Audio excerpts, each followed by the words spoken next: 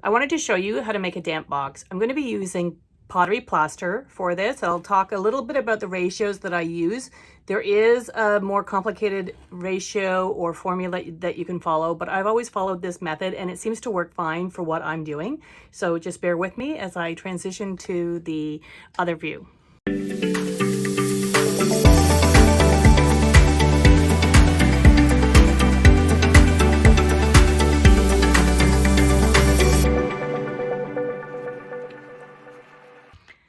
So on my workstation here, what I have is the container that already has the water in it that I'm ready to use. I have a container that you could use. This is from Dollarama. This is a hunk of plaster that came out of this box at some point. I haven't used it in quite some time for its purpose in that way, but I just wanted you to know that this has a pattern on the back of it and it's come out of this Rubbermaid container. So I'm gonna pop it in just to show you. I'm pretty sure it has this one or one like it. So it fits perfectly inside. And this is what is called a damp box. So this piece of plaster right now is not very damp at all. I haven't used it in a while. I use it for wedging. That's why I've taken it out of the container. So I'm gonna pop it out again.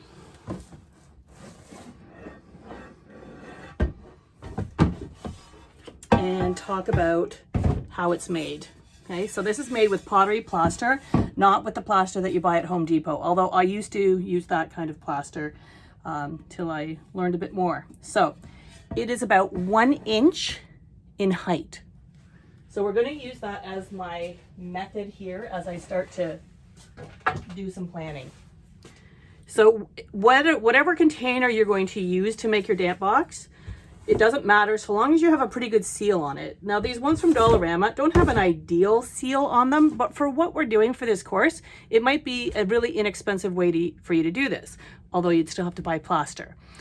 2 places where you can get plaster, in the GTA, there is a store called the Sculpture Supply Store, and it is in Etobicoke, just south of Bloor, on Kipling, or off Kipling, but in that area. And the other place I get it is Pottery Supply House. So what I've done is I've taken my container, I took a Sharpie and a ruler. I lined up my ruler so it was about 1 inch, and I just placed it inside and made a marking.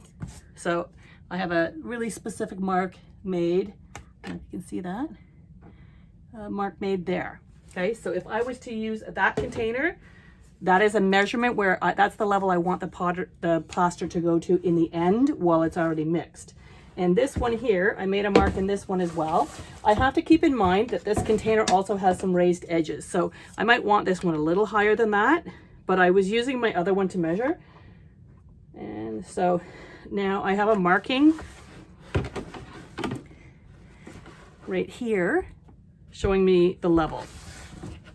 The reason I do that first is that's the level that I pour the water into. So I'm going to do a little bit of measuring, although I've already figured it out ahead of time for this one, so I didn't waste your time. I'm going to show you what I do.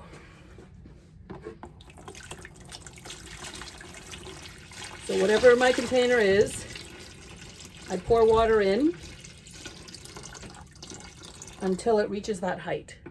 So now I know that the amount of water that I have, let me just pour this out. The amount of water that I have in here, that's how high I want it to go in the end. So what I need is that I need to have a percentage of this amount of water. I don't want all that water, otherwise by the time I put all the plaster in, it'll be too tall. Okay, so now I'm pouring the water off, and at some point you have to figure out what is the amount of water here. So one way to do it is to measure it, or to weigh it, or to measure it. Okay, so that's the amount of water that's in this one. So if you have a scale, you can start figuring it out. So if you're going to do it, I'm going to do it in, I'm going to move the container out of the way so it's more accurate, just to show you. And I'm going to set it at 0, and I want it in grams because milliliters And when you measure water, when you weigh water, milliliters and grams are the same.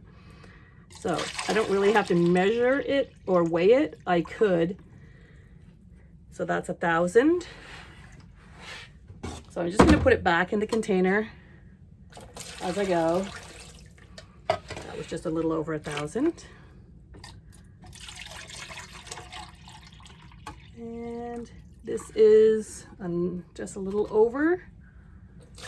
So that's 2,000 and the last little bit, 79. So I'm gonna say that's 2,100. Okay, so here are some basic rules for plaster. Oh, I don't know if you can see that. So the basic rules are that you want to have about 2/3 of your content should be water, or I don't know if I explained that right. The ratio is 6.6 amount of water to 10 of plaster. And just keep in mind that 100 milliliters of water equals 100 grams of water. So that's why you can measure or you can weigh it out in the water part only. Okay. So now what I would need to do is remove that. So I said there was 2,100 grams. So I have to then figure out what 66% of that is. And my calculator, we'll see if the math works out easily here. 2100 times 1.66. Nope, I did it in the reverse. I have to do the opposite. I always do this. Did I times it or minus it? There, 1 point. So what I need is 1,265 grams of water. That's how much water I need in order to make it correctly. Okay, so that one was an experiment just to show you. This other one, if I use this container, oops, I have a piece of, since I did this, I put this container down somewhere and it picked up some clay.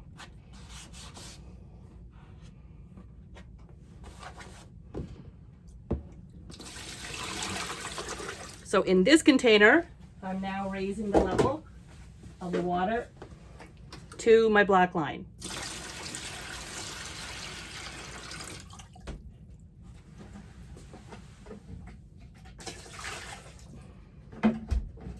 So now I have to figure out how much water is in this container. It's at the right level. I can use a container like this, tare it to 0. And then I can put the water back in it and figure it out from there. So there's a little bit of back and forth that you have to do at the beginning.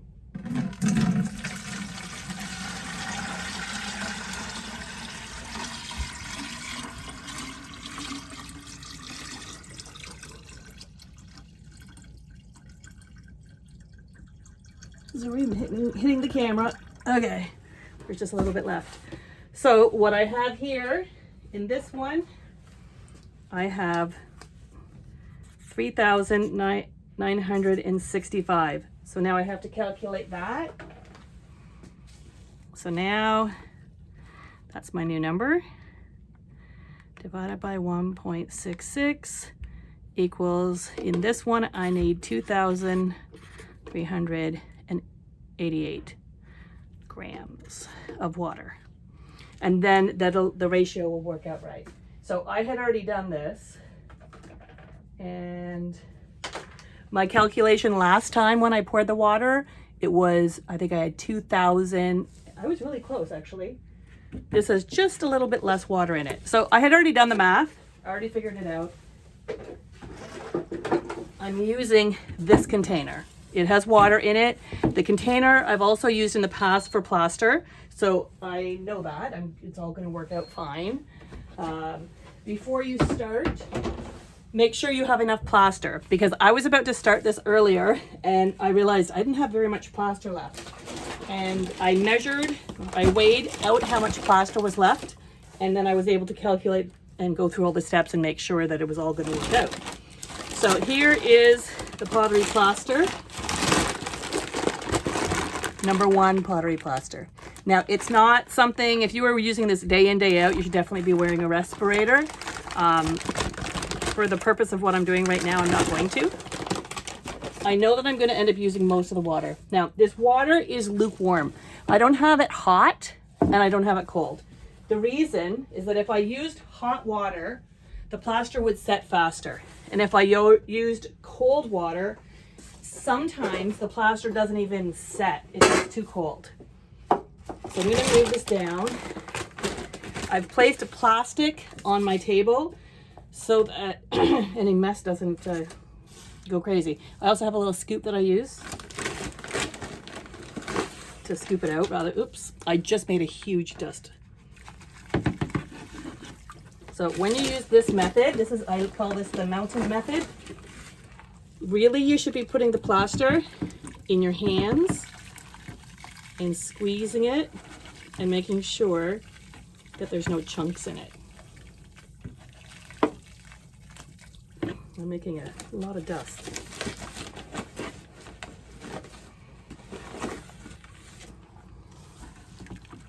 It takes a while. It's nice to use a more vertical container for your water. You need to have enough room so that by the time when you go to mix it, your hand or arm does not displace the volume over the top of the container. Now, they say that you shouldn't keep plaster for more than 6 months. And generally, I've been able to use it, and because I'm not using it for mold making at this point, it seems to be okay for me. What I want to start paying attention to now is that when I'm putting the plaster in here, that I am moving it around and not just putting it in the same spot. That's partially why I use my hands, because you can see it's starting to mound up in one section. So if I keep putting it in that mound, in that spot, I might have an unrealistic measurement, because I use the island to tell me, the mountain, I use it to tell me when I have the right ratio.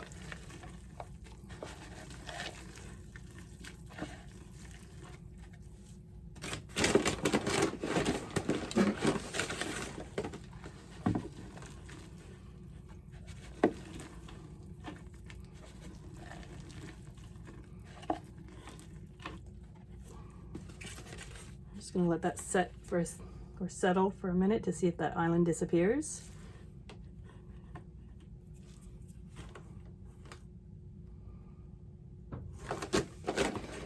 So when the island hasn't disappeared, I usually go back in and add a little bit more around the edges. Not a lot more.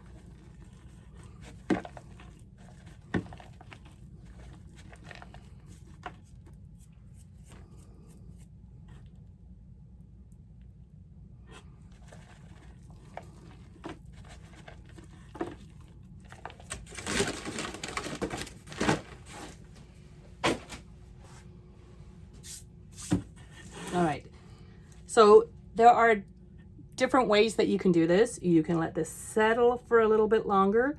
I usually just go at it right away. So you're gonna get your hands submerged in it. You have to break up all the little glumps. So as you do this and you grab that first bit that that didn't sink in, that powdery part has to be kind of broken up. So I'm just doing it by squeezing the pieces in my hand. So here's a bunch of glumps, and as I squeeze, they get broken up. People who do a lot of work with plaster might use a machine. I have in the past used a mixer with it, but it's set way faster than I wanted it to. So I'm back to how I always did it, with just by hand. So like I said, I used lukewarm water, so it's not horrible to put my hand in. It's not too hot, not too cold. And because my studio is in my basement and I don't have running water, I have to bring my water down in containers. So I brought a container of hot water and a container of cold water. And I just mixed the two.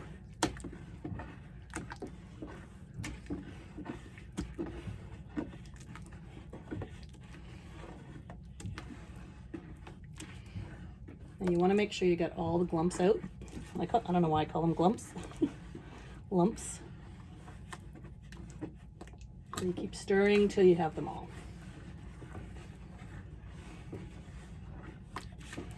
And my hand is kind of like acting like a sieve.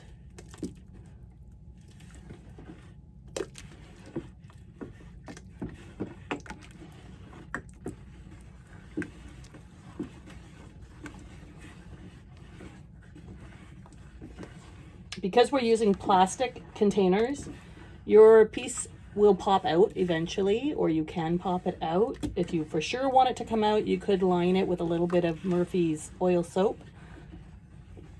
Even Vaseline will work. Vaseline sometimes leaves more of a texture though.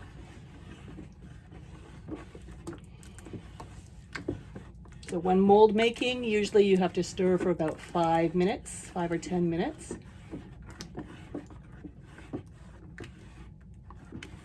When I'm using it for this method, for this purpose, I just stir and mix until I have no more clumps left.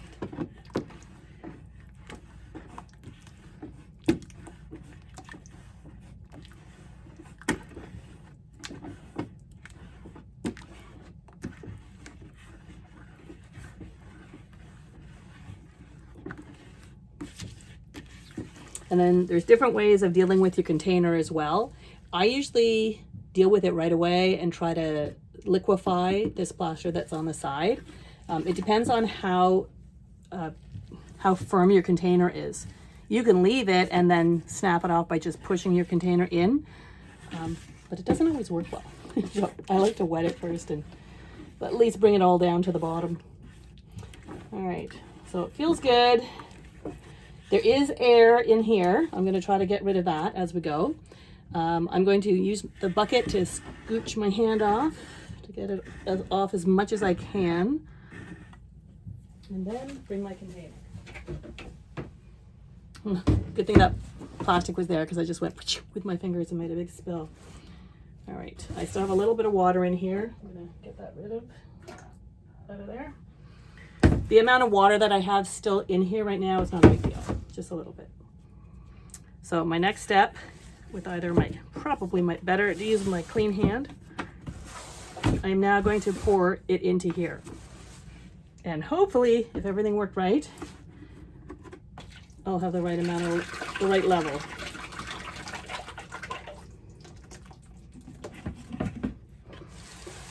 Should have done it with you seeing it, but my line was right there and it's covered now. You can't see the line anymore. So now my container has tons of plaster still in it. So I just use my hand as a spatula to scooch it down.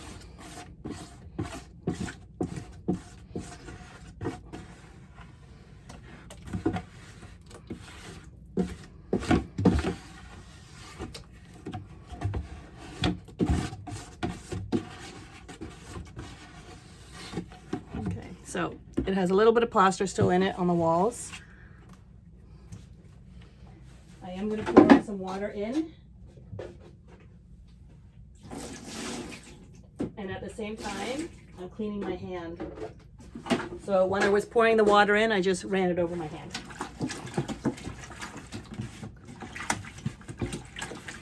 I'm just taking the water. I don't know if you can see it. I can't get into the camera view to show you. I'm just taking the water that I poured in there and just washing the walls down. That. Okay, so now I'm back here. So the next thing is to try to get the air bubbles out. And as you can see, while I'm vibrating it, the bubbles are rising up. Now, the nice thing about using this container is that it's really a strong plastic. I wouldn't be as aggressive if I bought the Dollarama container.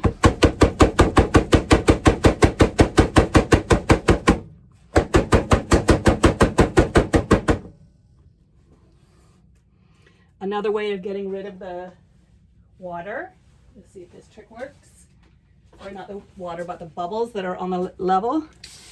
If you spray it with water, it bursts the bubbles. So I still see bubbles there. I can see it starting to set, so I have to stop in a minute.